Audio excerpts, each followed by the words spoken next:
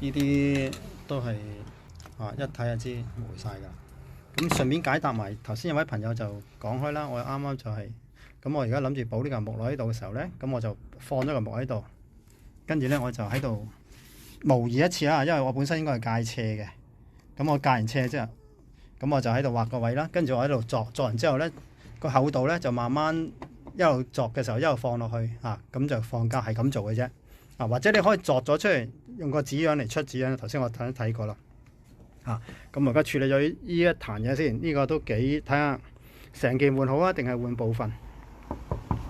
譬如我而家鑿咗出嚟之後呢，咁我先至落木，或者我攞咗嚿木，決定咗個木嘅 size，cut 埋個斜角，擺落去印晒位，即係好似我而家呢個咁呢，係擺咗嚿木落去，畫咗位，然之後跟個畫線位做。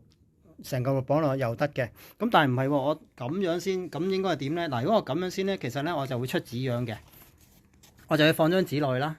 咁可能放落去之後呢，我跟住 cut 埋呢個三角位，係咪？咁我截咗佢，好啦，擺到啱晒啦。然之後我喺個紙樣嗰度擺落嚿木嗰度 cut，都係一個方法。咁所以呢兩個方法睇下你中意邊個咯。我兩個方法都用嘅。